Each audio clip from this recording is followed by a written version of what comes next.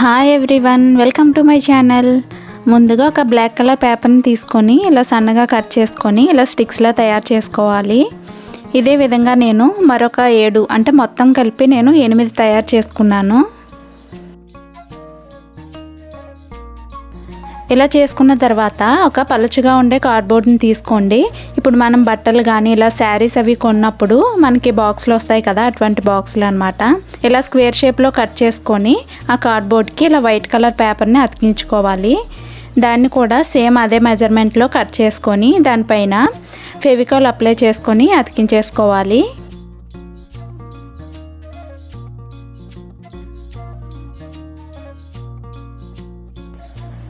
ఇలా అతికించేసుకున్న తర్వాత దీనికి ఎడ్జెస్లో ఇప్పుడు ఈ బ్లాక్ కలర్ స్టిక్స్ని అతికించుకుందామండి. నేను ఒక్కొక్క సైడు రెండింటిని అతికించుకుంటున్నాను.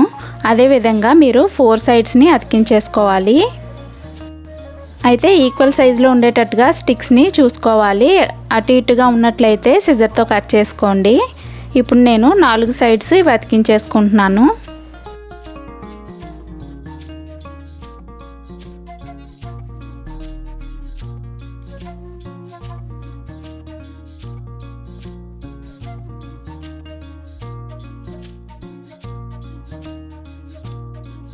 చూసారు కదా, ఇలా అతికించేసుకోవాలి.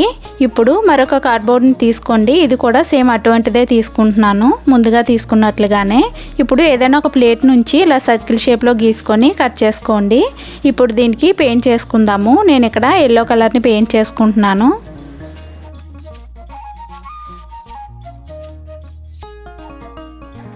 ఇలా కలర్ వేసుకున్న తర్వాత డ్రై అవ్వడానికి పక్కన ఉంచుకోండి. ఇప్పుడు నేను ఒక సాటిన్ రిబ్బన్ని తీసుకుంటున్నానండి. ఇది 1/2 ఇంచ్ వెడల్పు ఉంది.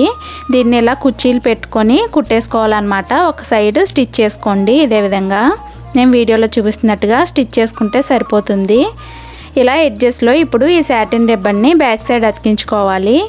మనం ముందుగా కలర్ చేసి పెట్టుకున్నాం కదా ఎల్లో కలర్ది కార్డ్బోర్డు, ఆ కార్డ్బోర్డ్ పైన ఇలా ఎడ్జెస్కి బ్యాక్ సైడ్ అతికించుకుంటే మనకి రిబ్బన్ అనేది నీట్గా కనిపిస్తుంది. మీ దగ్గర ఇది లేనట్లయితే మీరు రెడ్ కలర్ పేపర్ని కూడా యూస్ చేసుకోవచ్చు, లేదంటే లేస్ కూడా వాడవచ్చు. ఇలా ఎక్స్ట్రా ఉన్న పీసెస్ని కట్ చేసుకొని మనం కంప్లీట్ చేసుకోవాలి. చూసారు కదా, ఇలా అతికించుకోవాలి. ఇప్పుడు మిడిల్లో ఇక్కడ నేను అమ్మవారి కళ్ళు గీసుకుంటున్నానండి. అయితే ఆ క్లిప్ అయితే మిస్ అయింది, కొంచెం చిన్న క్లిప్ అయితే మిస్ అయిపోయింది, సారీ. ఇక్కడ మిడిల్లో అమ్మవారి ఫేస్ని నేను గీసుకుంటున్నాను.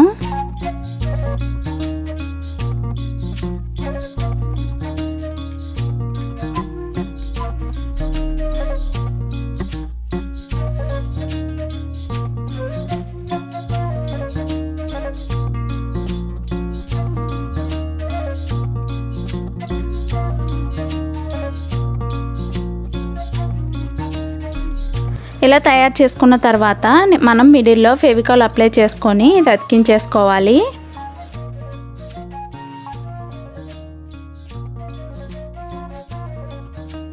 ఇలా అతికించుకున్న తర్వాత ఇక్కడ చుట్టూ నేను మిర్రర్స్ని అతికిస్తున్నానండి.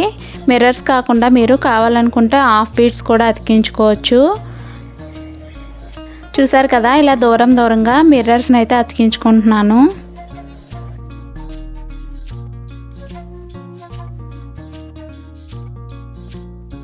నా వీడియోస్ని ఎవరైనా కొత్తగా చూస్తున్నట్లయితే ప్లీజ్ లైక్ చేయండి, షేర్ చేయండి. మరిన్ని కొత్త వీడియోస్ కోసం నా ఛానల్ని సబ్స్క్రైబ్ చేసుకొని పక్కనే ఉన్న బెల్ ఐకాన్ని క్లిక్ చేయండి.